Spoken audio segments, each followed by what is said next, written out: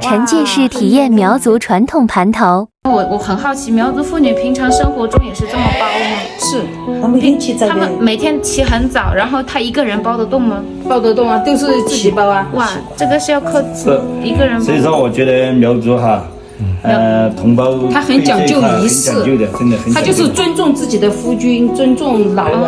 他从来不会在夫君和老人的面前、孩子的面前披头散发。他从来都是收拾干干净净的。对的，对的。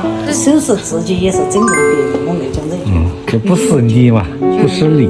所以他们就是不管生活怎么样子，他们都要打扮自己，精致的去活着。对，这就是一种对待生活的一种态度。对，包括我们做节日、做节庆，以前叫祭祀，就是轻一点，我感觉重要的。对，太重了的话，那个头绷得紧紧的，它掉下来。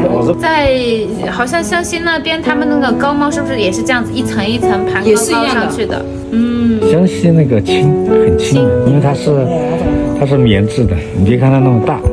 好像有的地方是讲究包这个耳朵不能露出来，是吗？不，耳朵不露出来，到这个。我们要压耳朵哎，那是痛的，但是是不能露出来的。头发也不能露出来，也不能像这样毛毛糙糙的。这是怎么露？这是像那扣子这样的扣吧？哎，能扣就扣，应该是插上去。好美呀！随便了，外面拍照。